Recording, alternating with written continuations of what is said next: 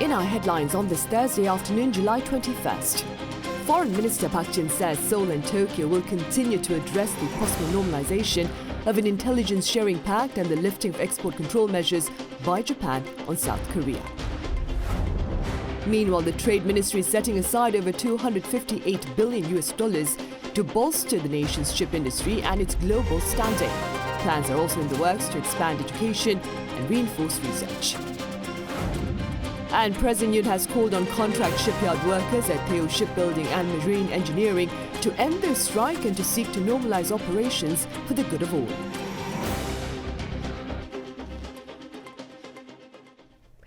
Shelter is a basic necessity of life. That being said, President Yoon Suk-yeol on Wednesday called for all-out efforts to ensure stability as well as security within the housing market, especially amid recent reports of rent fraud in recent days, that is. Our presidential office correspondent Yoon Jung-min explains. Affordable housing for all is what President Yoon stressed for the second time this week on Wednesday during an emergency economy meeting at a public rental housing complex south of Seoul. 주거 안정과 주거 복지는 민생 안정의 핵심입니다. 정부는 끊어진 주거의 기회 사다리를 복원하고 촘촘하고 든든한 주거 안전망을 구축하겠습니다. He laid out government measures such as freezing interest rates on mortgages and housing rent loans, expanding the limit on lease loans to newlyweds, and temporarily easing the cap on loans for low-income tenants with expiring contracts. Not only that, the prosecutor general turned president showed his determination to root out what's been dubbed 전세 frauds. 무엇보다 전세 사기와 같이 민생을 위협하는 범죄는 강력한 수사를 통해 일벌백계 하겠습니다. In South Korea, a 전세 tenant gives the landlord a lump sum deposit to lease the house free of monthly rent. The owner invests the deposit and returns it to the tenant when the lease expires. However, with this unique system, there have been criminal cases where tenants could not retrieve their 전세 lump sum deposits from homeowners. At the same time, the government aims to provide more homes. Some 25,000 new public homes will be available for rent within the second half of this year, while the ultimate goal is to provide at least 1 million affordable public homes within Yoon's term in office. And the government encourages private companies for more provision in urban areas for which there will be tax incentives and easing of some regulations. On top of that, the president has hinted at overhauling the laws related to the nation's current rent rolls. Yoon Jung-min, Arirang News. Staying with remarks by President Yoon, addressing members of the media on his way to work earlier on this Thursday, he called on contract workers at Daewoo Shipbuilding and Marine Engineering to suspend their strike over wage hikes. Do take a listen. 빨리 불법 행위를 풀고 정상화시키는 게 국민 모두가 바라는 것이고 그렇게 하는 것이 모두에게 도움이 되는 겁니다. These workers have been on strike since early June, holding hostage the main dock in the southern Jeju Island, calling for a pay hike of 30%. Negotiations resumed on this Thursday after more than 12 hours of talks failed to bridge the gap over differences on Wednesday. The Ministry of Trade, Industry and Energy has unveiled its blueprint to bolster South Korea's semiconductor industry and to ultimately become a major global production base. Now, within the blueprint are plans to inject more than $258 billion into chip-related businesses, expand enrollment at chip-related colleges, and support the development of logic semiconductors and next-generation chips. The ministry will also seek to support other industries, such as those related to display panels, batteries, and future mobility. In other news, Seoul and Tokyo have agreed to address the possible normalization of an intelligence sharing pact and lifting of export control measures by Japan on South Korea. Now, this is according to Seoul's top diplomat upon returning from the neighboring country. Kim Da-mi reports. South Korea's Foreign Minister Park Jin, arriving back from high-level meetings in Japan on Wednesday, said Seoul and Tokyo are going to continue talks about restoring their sharing of military information and Japan lifting its restrictions on exports to Korea. Speaking at Seoul's Gimpo Airport, Minister Park said the two countries agreed to address the export restrictions, especially at a time when there are global supply chains issues. Those restrictions are what prompted Seoul to allow the General Security and Military Information Agreement to lapse. He said he explained what Seoul is trying to do to resolve the forced labor compensation issue. In response to Park's request for meaningful action, he said Japanese Prime Minister Fumio Kishida listened carefully and pledged to keep working with Korea to resolve the matter. Park also told reporters in Tokyo earlier Wednesday that he felt that the Japanese government is willing to respond positively to South Korea's efforts. And during an interview with Japan's NHK News the same day, Park also said that he let Japan know about Korean victims' request to speak directly with related Japanese firms on the issue. Also included in the talks were ways to activate the two countries' people-to-people exchanges, which they believe will be helpful in improving bilateral ties, as well as the general sentiment between Korean and Japanese people. As for the possibility of resuming visa-free entry in both countries, there was agreement on the need to do so, but no further details were released. Park also said the same day that he's planning to visit China next month following his recent trips to the US and Japan. 김다미, Arirang News. North Korea's nuclear ambitions appear to have taken on a heightened sense of urgency among relevant authorities over in the US. In fact, a meeting on the matter was held at the US Strategic Command for the first time. Our Lee Seung-jae has more. A report by the Wall Street Journal on Wednesday shed light on a meeting held at the US Strategic Command in Omaha, Nebraska. The meeting was attended by intelligence and military officials and experts on May 23rd and 24th. It was hosted by the Office of the Director of National Intelligence, which oversees all U.S. intelligence agencies, and the Defense Intelligence Agency, which oversees all military-related intelligence. The report noted that this was the first time that a discussion on the North Korean nuclear issue has been held at the Strategic Command, evidence that the regime's nuclear threats are being taken more seriously. Previously, only Russian and Chinese nuclear issues were discussed at the Strategic Command. During the two-day forum, officials took note of North Korea's advancing nuclear capabilities, such as miniaturizing its nuclear warheads. Others raised concerns that North Korean leader Kim Jong-un could use such technology to gain concessions from the U.S. and South Korea. Another possibility, the actual use of nuclear weapons if Kim feels both Seoul and Washington are trying to get rid of him. One of the attendees, professor at the Middlebury Institute of International Studies, Jeffrey Lewis, stressed that Washington should change its strategy against North Korea. He says with the current state of North Korea's nuclear capabilities, the U.S. should now focus on deterring North Korea from further production of nuclear weapons instead of aiming for denuclearization. One senior military official also insisted that there's zero chance that North Korea will give up its nuclear weapons. A seventh nuclear test seems to be on the horizon, and Pyongyang is showing no signs of easing up on its nuclear weapons production. Lee Seung-jae, Arirang News. On the local political front, the People Power Party will fully support reform plans by the Yoon administration and prioritize people's livelihoods. Now, this was the gist of floor leader Kwon Sung-dong's speech on Thursday to mark the start of the National Assembly's new term. Kwon emphasized the need to reform the pension system as well as labor and education sectors and rebuild nuclear power plants while easing the red tape over corporate ventures.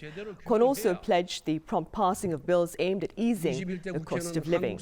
Meanwhile, starting next week, lawmakers will start Q&A sessions of government officials. Ahead of those sessions, rival parties will work to finalize the leadership positions of standing committees by Thursday.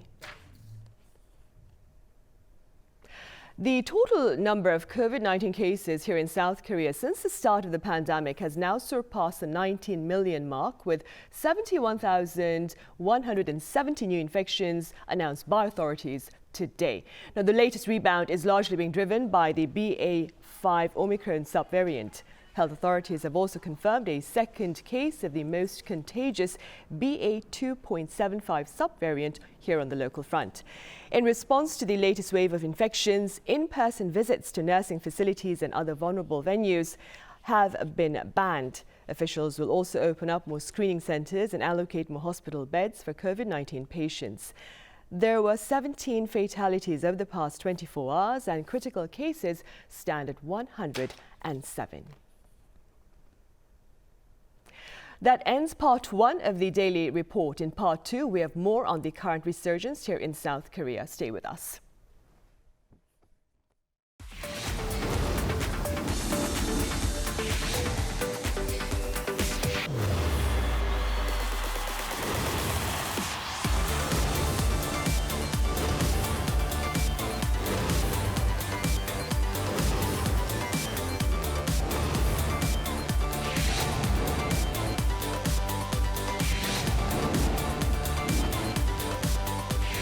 Arirang, what matters?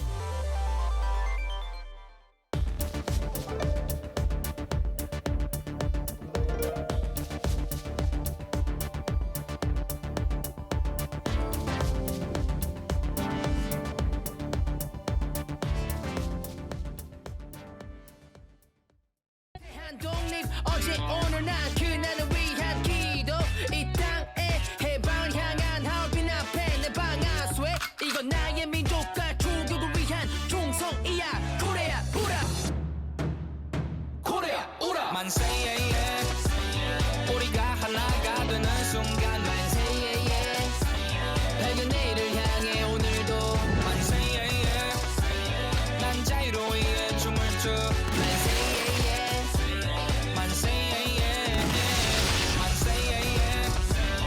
우리가 하나가 되는 순간 만세 밝은 내일을 향해 오늘도 만세 난 자유로이에 춤을 춰 만세 만세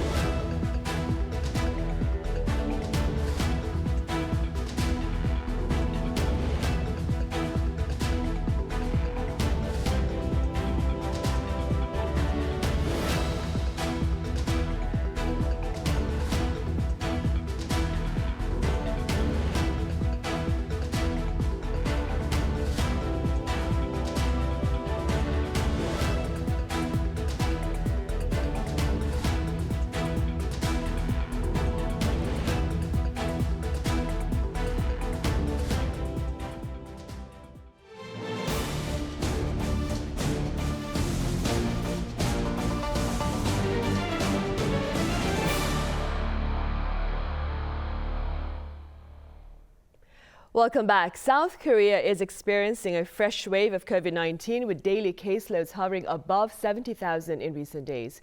Now, the Yoon administration has pledged a scientific approach to addressing the latest rebound. And for more on that, I have Professor David Kwak from Suncheon University. Professor Kwak, welcome back. Good afternoon. Thanks for having me. I also have Professor Lee Sang from Yonsei University. Professor Lee, it's been a while. It's good to have you here. Oh yeah, thank you for having me today. Right, Professor Kwak, do you believe the resurgence here in South Korea came earlier than expected? And if so, how do you explain this trend?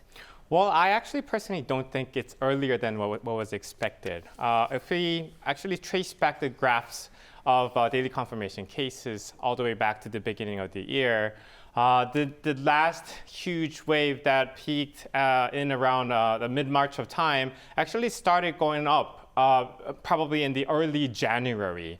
And we're roughly hitting about the 6th month from that point of time. And so thinking about the possibilities of waning of immunity from the vaccinations and also natural infections, it was already expected that we could see the waning happening in about 3 months to possibly even 6 months of time. So it is not something that's completely out of the ordinary or expectation what we are seeing. However, the speed of the transmission that we're about to see in the near future might be different from what we have seen from the past wave, because as we see the BA.5 and namely the BA 2.75, the speed of their transmission is completely different from what happened with the Omicron variant of COVID-19. So I personally anticipate that this particular wave that we're gonna go into might be a little shorter lived and also possibly even smaller in amplitude, and I'm hoping, than what we've experienced with Omicron, primarily because of the differences in the transmission speed, but also due to the fact that we probably gained a huge portion of immunity from the natural infection and also the high vaccination rate that we've gained probably in the last 6 months or so. Right, and keeping in mind what Professor Kwak has said, Professor E, when do you suppose will this new wave or fresh wave peak? Authorities are talking about like cases, the daily tally surpassing 100,000 in the very near future.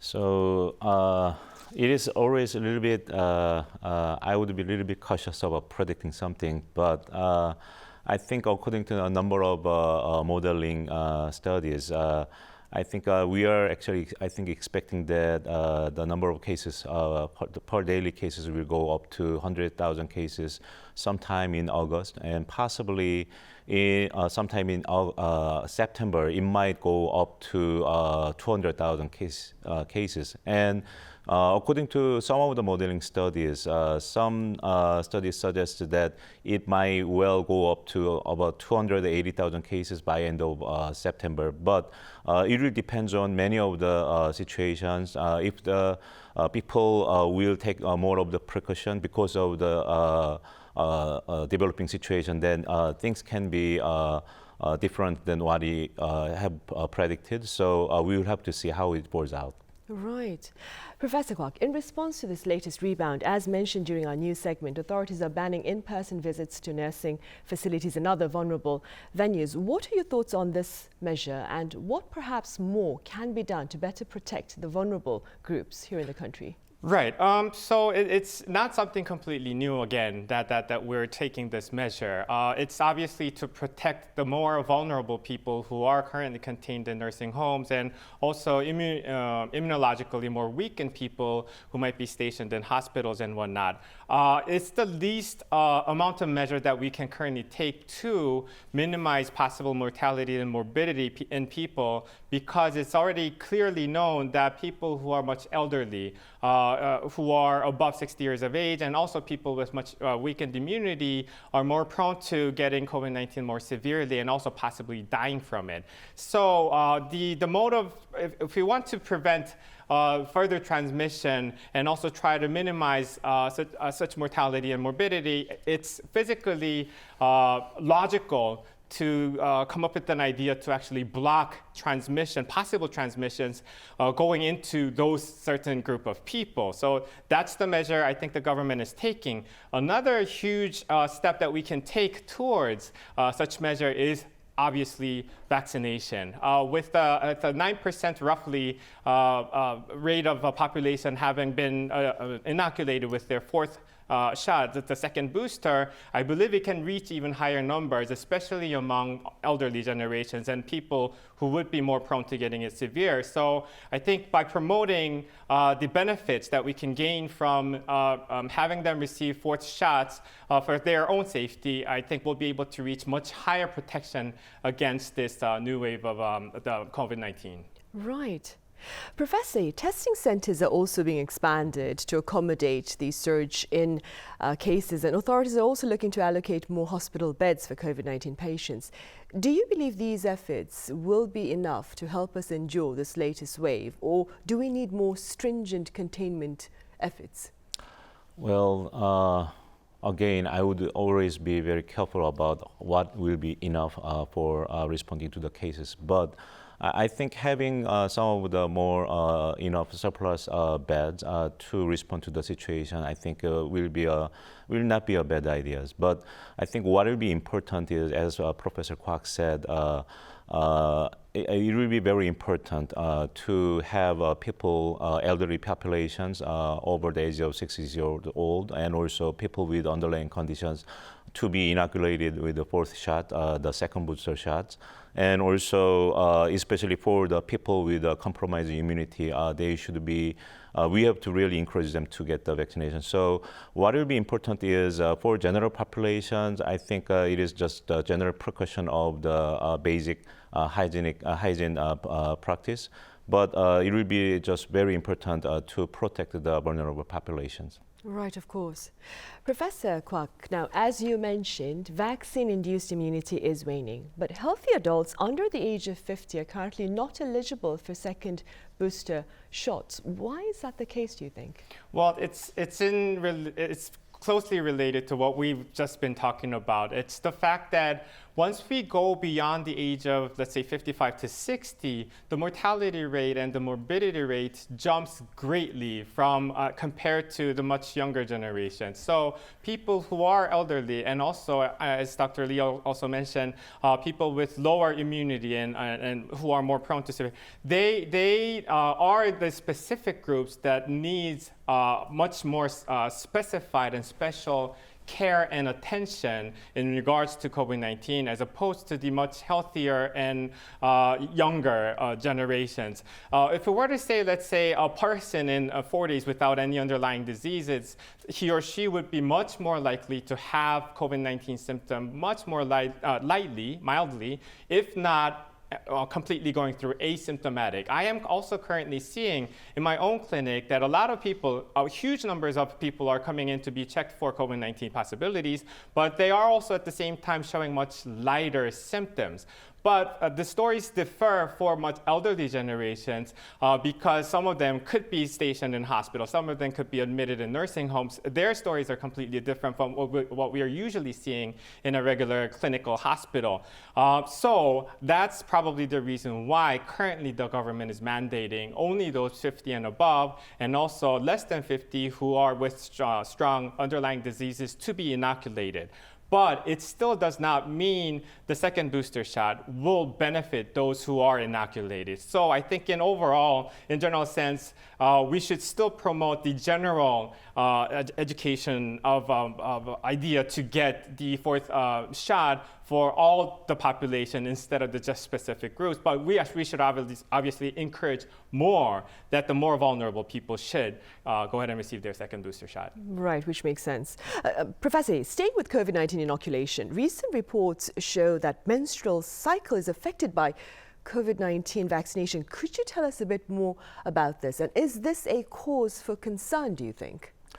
Well, actually, as for the changes in the menstruation cycle, also sometimes there is a greater amount of menstruations it has been reported to happen around the world and also in Korea as well.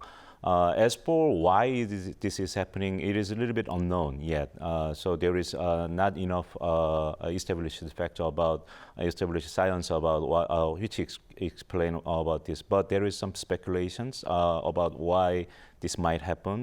But as for the possible reasons, the experts are saying that the menstruation is a little bit like the immunological reaction process. So where some of the speculation is, firstly, if people are vaccinated, it can stimulate the immunological reaction naturally to boost the antibody formulation in the process, maybe it might affect some of the menstruation process. And some other speculation is maybe the stress because of the vaccinations, because they are worrying about vaccination, maybe they can affect it.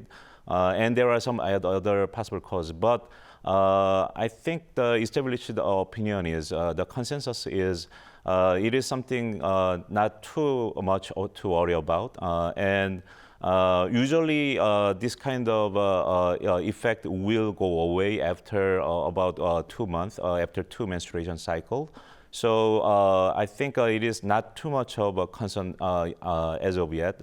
But if there is any but there can be some coincidental situations of this changing menstruation cycle at the time of vaccination, like endometriosis or some other gynecological conditions. So if there is any change in the menstruation cycle, and especially if there is a more amount of the menstruation, then it will be just good to consult with a gynecologist or medical experts. Right, I see. Professor Kwak, do you believe, broadly speaking that is, that COVID-19 has strengthened perhaps our ability, South Korea's ability, to better deal with future pandemics? I mean, are there any other areas perhaps that we could further improve?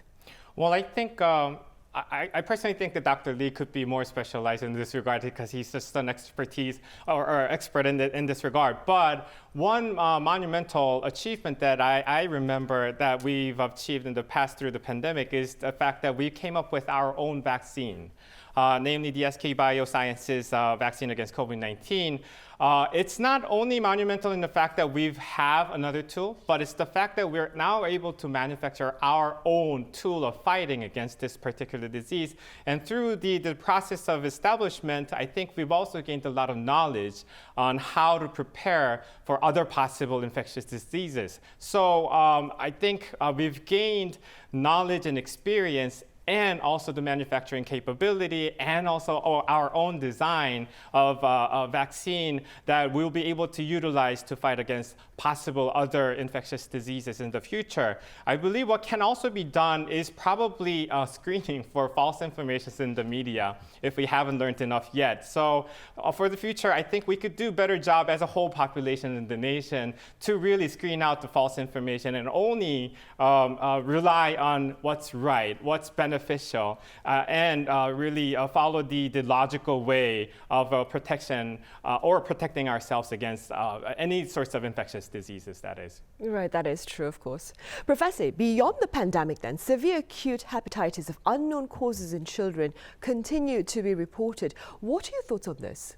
So there had been some of the hepatitis cases that had been reported in more than 35 countries with resulting more than 10,000 cases of hepatitis, severe acute hepatitis in children. Especially that had been happening in a lot in UK and Europe, and also it is now happening. It had been happening in United States, and some of the speculation is that it might be caused by the adenovirus, and one of the explanations that had been suggested is that maybe some of the COVID-19 infections that had happened to some of those children might have put the children somewhat more vulnerable for the adenovirus because there had been some of the study which found that 28% of those acute severe hepatitis children were confirmed to be having previous COVID-19 infections, and 38% of them had been found to have COVID-19 antibodies. So there is some speculation that maybe some possible correlation between the previous infection of the COVID-19 and this vulnerability of the adenovirus infection, which might have resulted in severe acute hepatitis. Right, and it's still just a speculation. Oh, sure. Yeah, Professor Kwak, are there any precautions then that parents need to take, or are there any symptoms that they need to be aware of with regard to this severe acute hepatitis in children? Well, let me begin by listing the possible symptoms that could represent the severe hepatitis in children, they would obviously come up with very common symptoms such as fever, fatigue, tiredness, usual chilling sensation, and muscle ache and whatnot. But a couple of two very symptomatic or specific symptoms that are related to hepatitis is a symptom of pale stool. So a person's stool is not as dark as usual. It's very light and it's kind of floating in the water. That could be suspected.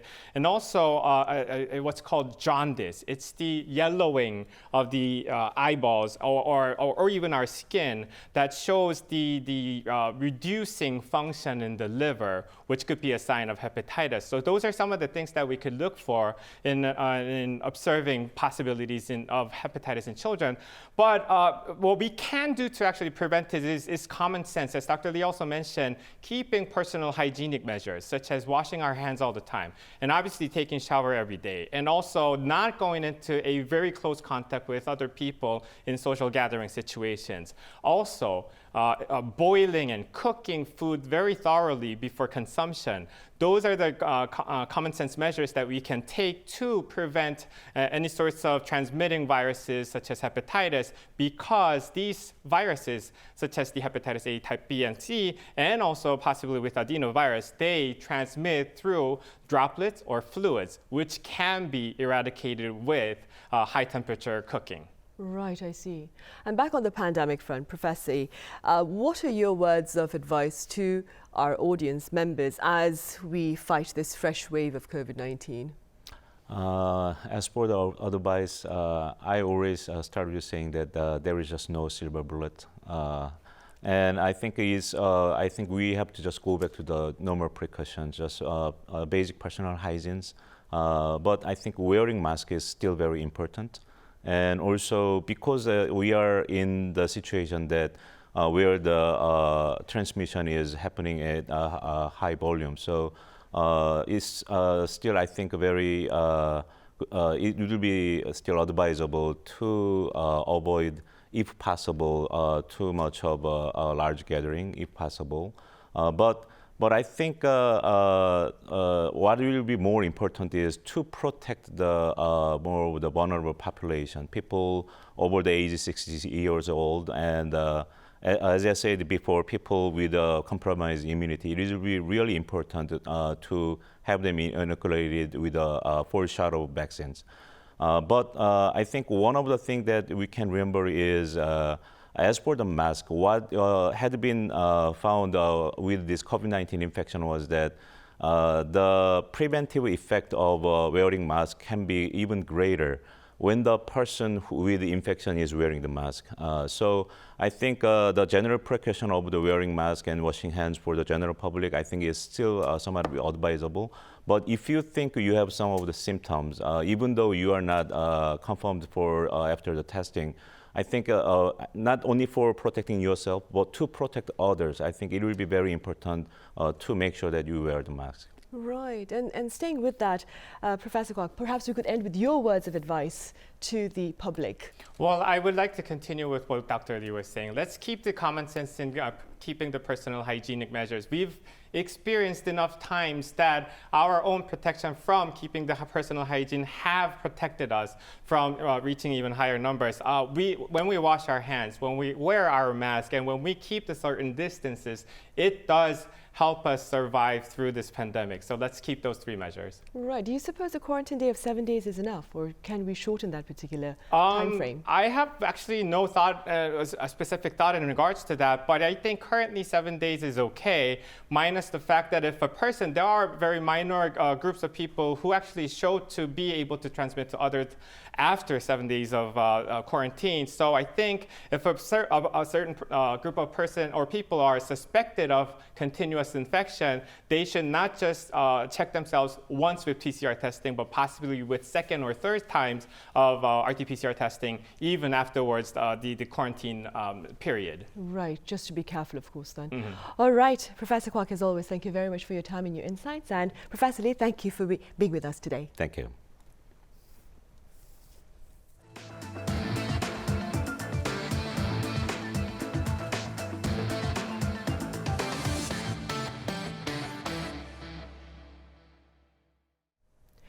The callous consequences of climate change, pundits say, are unfolding over in the West. Around 100 million people in the US are under heat alerts, while Europe continues to fight raging wildfires. Our Kim Hyo-sun has the latest. As Europe grappled with its own deadly heat wave in the US, dangerously high temperatures that have baked south-central areas of the country are becoming more widespread. Some 100 million people from New York City to Las Vegas are seeing heat warnings this week as the mercury rises well above 38 degrees Celsius. Authorities say temperatures could increase further and continue throughout the weekend. The heat wave comes as President Joe Biden said Wednesday that his administration remains committed to tackling climate change. And that's what climate change is about. It is literally, not figuratively, a clear and present danger. The health of our citizens and our communities is literally at stake. While he stopped short of declaring an emergency, he did announce a package of executive actions and promised more aggressive measures going forward. Across the Atlantic in Europe, forest fires continue to rage across the region as an unprecedented heat wave has led to soaring temperatures. Firefighters struggle to contain wildfires that are raging out of control across southern Europe on Wednesday. This comes as the UK experienced its hottest day in history at 40.3 degrees. While the record heat last week around parts of the Mediterranean has now eased, readings have begun heading up again in Portugal, Spain, and Italy. In Portugal, over 10,000 hectares of land have been burned since Sunday, and around 800 firefighters have been deployed to tackle fires. Several wildfires also broke out in Italy, with one even leading to a gas tank explosion, prompting hundreds of nearby residents to flee the area. Many are now concerned about the future. Our grandchildren, my grandchildren and other people's, the youth will suffer a lot if this doesn't stop. Scorching temperatures are also putting at risk the area's vulnerable population. So far, over 1,900 heat-related deaths have been reported in Spain and Portugal. Local authorities and climate scientists warn that climate change is behind the deadly wildfires, with hotter weather sapping moisture from vegetation, turning it into dry fuel that helps fires to spread. Kim Hyo-sun, Arirang News. Here on the local front, South Korea has tapped Hanbok 생활, or the Hanbok lifestyle, as an intangible cultural heritage. The decision was announced by the Cultural Heritage Administration this week. Hanbok lifestyle refers to the practices of making, wearing and enjoying hanbok on different occasions such as ceremonies and traditional holidays. According to the Intangible Cultural Heritage Committee, Hanbok lifestyle was chosen instead of hanbok wearing because it represents the hanbok culture as a whole. The committee had previously announced in March that it planned to adopt hanbok wearing as a heritage, but it explained that hanbok is more than just a piece of clothing, to Koreans that is, and that it's important as a custom through which people have practiced courtesy. Now, earlier this week, South Korea conducted a successful flight test of its advanced fighter jet, and my colleague Peun-ji shares with us a first-hand account of that experience from the pilot himself. To take a listen.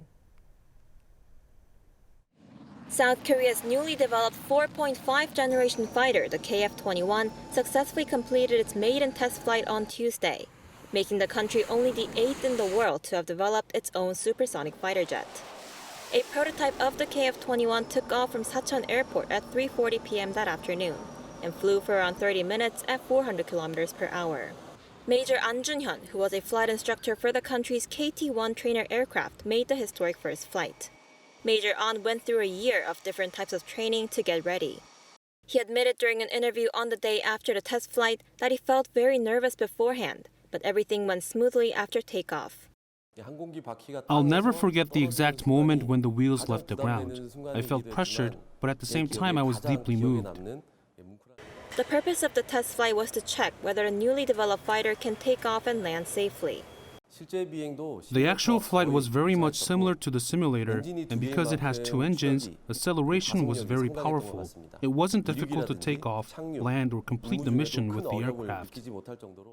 Major An added that successfully completing the first test flight is not the end, but only the beginning. For the next 4 years, more prototypes of the KF-21 will be put through around 2,200 more test flights. Heun-ji, Arirang News. Meanwhile, South Korea's CJ Group Vice Chairwoman, that is, Lee Mi-kyung, also known as Mickey Lee, has been lauded for her contribution to international television. In an announcement this week, the International Academy of Television Arts and Sciences said Lee will receive the 2022 International Emmy Directorate Award for her global impact in leading the Korean wave for the past 25 years. President and CEO Bruce Paisner called her a visionary leader who has harnessed her exceptional business insight and love of her country's culture. Lee is also known for her work as executive producer of the Academy Award-winning film Parasite. The award ceremony itself will take place in New York in November. Also here in Seoul, a few lucky people are indulging in the chance of a midsummer night stroll through the grounds of Cheongwade. My colleague Ishiu has some of those scenes. The gates open and an imposing sight appears. It is Cheongwade, or the Blue House, opening to the public for the first time in the evening. Hosted by South Korea's Cultural Heritage Administration, the special nighttime tour provides a different view of the Blue House. Across from what's called the Grand Garden sits the symbolic main building. Here behind me, you can see the iconic blue tiles that make up the roof of Bongwan, or the main office hall where the presidents of South Korea carried out their day-to-day office work. The tour takes the group around the Blue House, starting at the main office hall. Guests can enter the building where they can view paintings handpicked by former presidents. Up the stairs is a large painting of the Korean peninsula depicting the country's natural landscape. The highlight of the main office hall is, of course, the large open presidential office. Also in the building is the room of the First Lady, called the Room of the Rose of Sharon. Leaving the main office hall, the visitors are led to the Gwanja, or presidential residence, where a performance by a gayagum and cello duet awaits them. The building is where the presidents and their families resided. The next stop is the Sangchunjae Reception House, which boasts a traditional style of architecture. Sangchunjae is where informal talks and tea were held with guests from outside the Blue House. It is where former President Moon Jae-in spoke with former U.S. President Donald Trump. Next, along the trail surrounding Nokjiwon, a large garden boasting around 120 species of plants, are colorful lasers that light up the trees and bushes. After a mesmerizing sight in the garden only offered in the evening, visitors are led back to near the entrance by the main office hall and dark backdrop of Bugaksan Mountain. Visitors say that the tour is a mesmerizing experience. It's just very touching to be able to see the history of such a country like Korea. And it's very beautiful to be able to see not only the background, but also see how we're integrating and how everything is changing through the years. The 12-day event began on Wednesday. Over 55,000 people entered the entrance raffle in late June and early July, but with just 2 90-minute tours a day and each tour allowing 50 people, only 1,200 people will have the chance to enjoy an evening stroll around the Blue House through this special program. 이시후, Arirang News. Contract farming has been offering smart farmers a secure consumer base, but the growing number of smart farms in recent years has insiders calling for efforts to further broaden the market in general. Our Yoon explains. This company started a new sustainable agriculture and aquaponics system in 2019. In line with the launch of smart farming, Pandi started making healthy lunchbox salads. The fresh vegetables supplied for the salads came from a cultivation contract with Smart Farms. Last year, Pandi made roughly $7.3 million in sales. We tried a low-calorie salad and received positive feedback from the customers.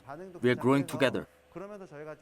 This farm produces European vegetables like Isabel and butterhead lettuce. We may not be too familiar with these kinds of vegetables, but they are not highly priced rare food items.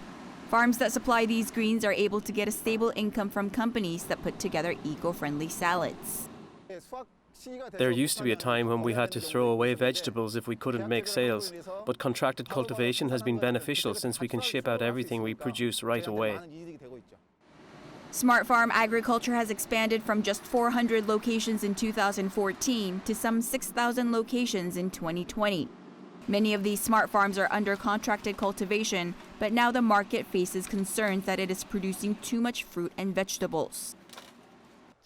We plan to support the development of various products and the expansion of contract cultivation, as well as looking for potential consumers like school meal suppliers or military provision suppliers. In order to keep up with these smart farms and their rapidly increasing production of such high-quality vegetables, it's becoming urgent to secure a market for this produce, perhaps using it for processed foods as well. Yoon, Arirang News.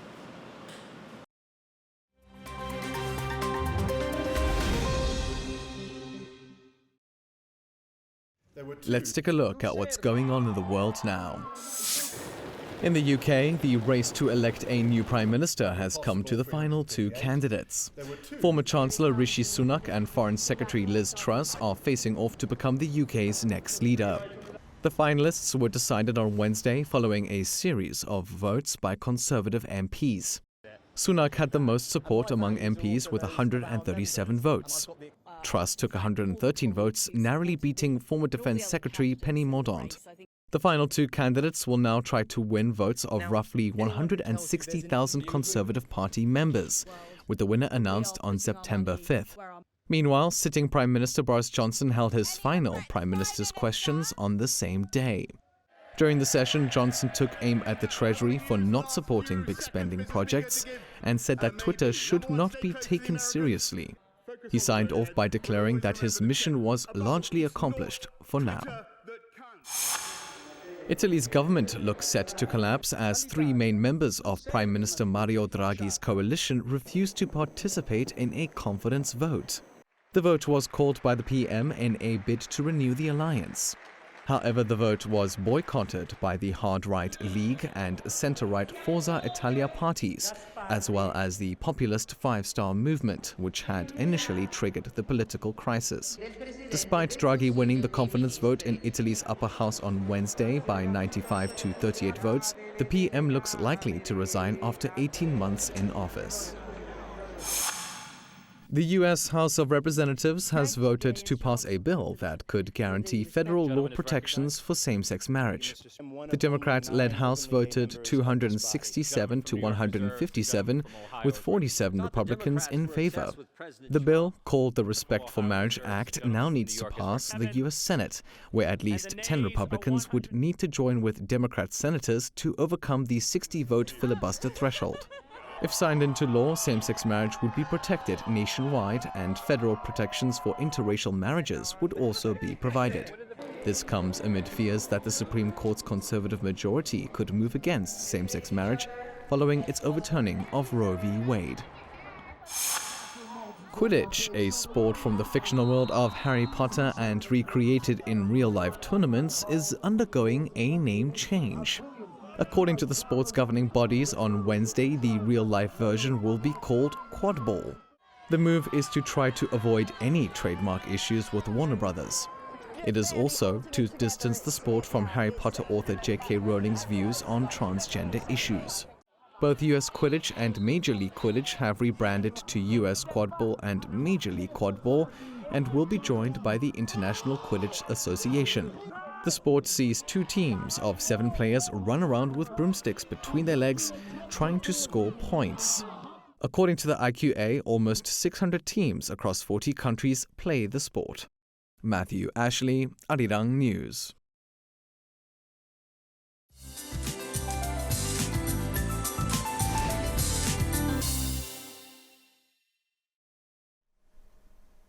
Good Thursday afternoon. The rain has already started to fizzle out from western regions, including the capital. However, mountainous areas of Gangwon-do province will see up to 60 millimeters of rain until tomorrow morning, with a newly issued heavy rain advisory. And other regions will have 5 to 20 millimeters. While high humidity makes temperatures feel even hotter, 30 to 33 degrees. So it's very important to be aware of the signs of heat-related illnesses and ways to respond. And Jeju Island and the south coast are under a strong wind advisory, so please be extra careful in those areas. Well, due to the rain, heat alerts in southern regions have all been lifted. But for those of you in the capital and southern regions, it might feel even hotter as the rain earlier has left a lot of moisture in the air. And we have nationwide showers in the forecast for tomorrow, and then monsoon rain is setting in again on the weekend. And after that, we'll get scorching hot again next week. Now, let's take a look at the worldwide weather conditions.